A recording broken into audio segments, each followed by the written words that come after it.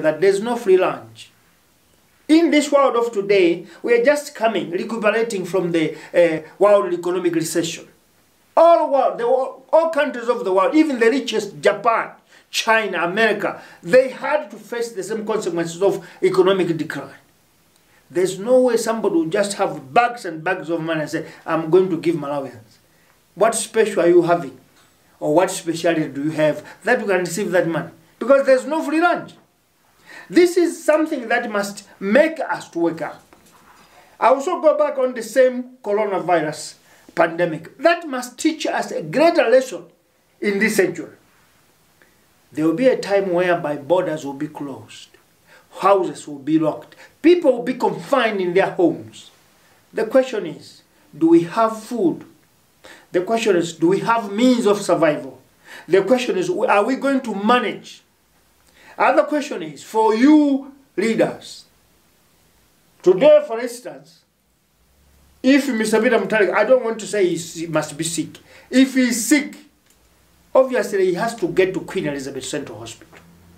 Obviously he must go to Kamu Central Hospital, a hospital that he has never been before.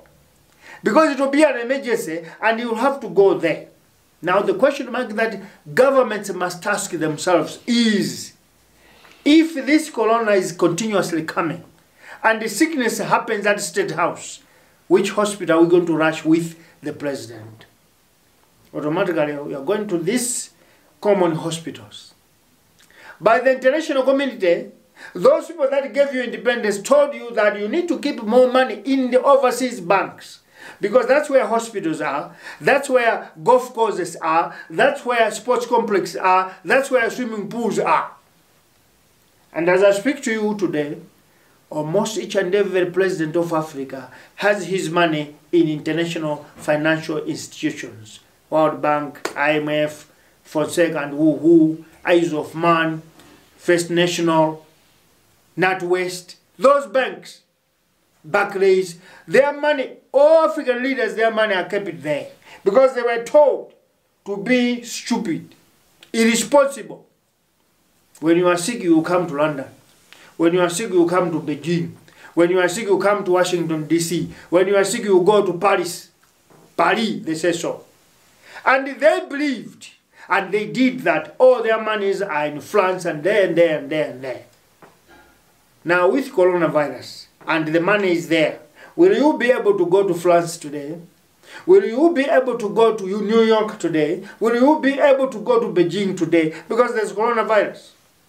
Now an African is an enemy, particularly with our color, skin. Once you just appear in American cities, or Chinese cities, or European cities, or British cities, you are a threat. You are bringing corona. It's happening. It is happening in Africa here, that once Malawians are moved from South Africa to Malawi, they are going back home. The first thing they say, you must be imprisoned first in a quarantine. After that, we are coming to test you.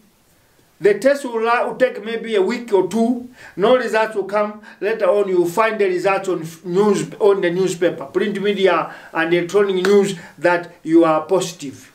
They don't tell you straight that you are sick. Isolating them with their families, making them to be isolated by their society, which is bad. Lack of responsibility in Africa. Stupidity in Africa. We need to change if we are to liberate this continent. We need to change if we are to know the price of diamond. We need to change if we may have our own markets in Africa where we can be able to sell our oils, we can be able to sell our gas, we can be able to sell our diamonds, we can be able to sell our uranium, we can be able to sell our palladium, we can be able to sell our gold, our platinum, our steel, our iron, our coal, everything. We need to have those price tags at home. But that will happen. That can only happen if we stop stupidity. If we remove and deny that we are not stupid. Being black cannot be stupidity. When we are black, it does not mean that we are stupid. But we are failing to be more responsible. Now, I wanted us to say something about this lockdown that has taken place in Africa. We need to learn a great lesson that Corona has changed everything that we believed on. Corona has changed everything that we used to be. Corona has changed everything. It must also change our thinking capacity. Because according to the politics that we hear in this pandemic, borders are not going to close, to open very soon. Until somebody from outside our borders come and say, now you can open. Now, the weight responsibility that we brought should also teach us something, that if we lack responsibility in whatever we do, we always listen from outside people. We will have to wait for Bill Gates to come and say, we have invented vaccine, now we should give it compulsory everyone. If you ask his children, have you been vaccinated by this, they will tell you that, no, we are not taking that one. Then why do you have to give to Africans? Why do you want to give me your vaccination of Corona? Are you immune to Corona? It's only me who can die of Corona. These are some of the things that we should ask ourselves if we are to become a responsible society. What I'm trying to emphasize, or what I'm trying to get to make deep in, I'm trying to emphasize that Africa must be responsible now, handle our issues ourselves, be able to think responsibly for ourselves, be able to foresee an Africa that will be independent from dominion of foreigners, from dominion of foreign occupiers, from dominion of those that are stealing from us, because when they steal from us, they have to control us. Responsibility is the most important thing. Now, when our resources benefit outside nations, not ourselves, we are a stupid continent and stupid people. This is the case. Because today, the most painful part is Africa is unlike Europe. Africa is unlike America. Africa is unlike China. Africans, we are intermingled. Africans, we are intertwined blood-wise. I have a brother in Mozambique. I have a brother in Tanzania. I have a brother in Zambia. And a Zambian has a brother in Zimbabwe. I have a brother in Zimbabwe. A Zimbabwean has a brother in South Africa. A South African has a brother in Lesotho. A South African has a brother in Botswana. A South African has a brother in Swaziland.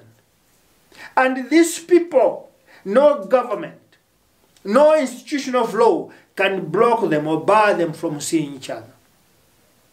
But Corona has just done that. Corona has completely blocked these families from visiting each other, from seeing each other, even if it's funerals. Now, we want to appeal to African governments. Think about this.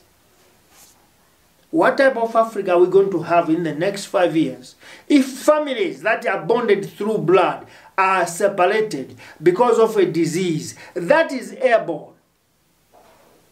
It's not something that if you touch one another, then you get, even when you are just a meter ahead from each other, it will. And we are using masks. Masks are not plastic. They are fabric. Air or a bacteria can pass everywhere. When we are using masks, are we serious? And according to science, when you breathe the very same type of air, for several times, it's no longer oxygen, it's now carbon dioxide.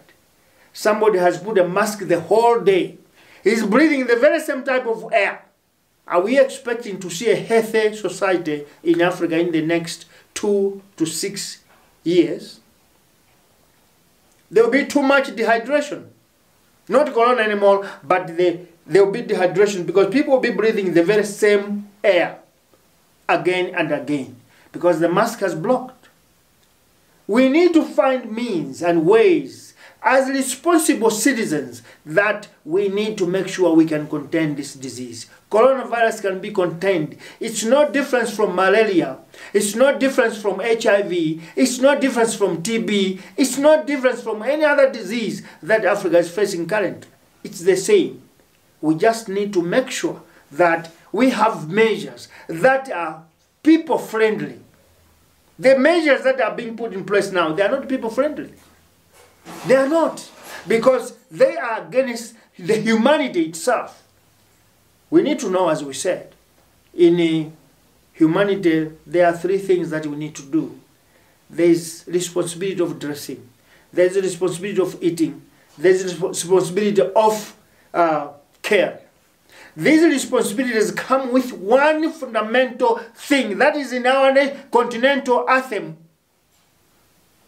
which is toiling. How are we going to toil when we are confined in our houses? How are we going to toil when we are not allowed to move freely? And the question also comes, when did government start caring the way they have cared about corona? When? There have been Jigga, leprosy, a lot of diseases, cholera. Those diseases were slaughtering people. Ebola. But there's never been a law that blocked borders. There were isolated pockets that this is the isolated place people should not go. Not closing or locking the whole continent. It has never happened like that. Now, on the point of responsibility that Africa must have, we need to start thinking above board. We need to start thinking outside the box.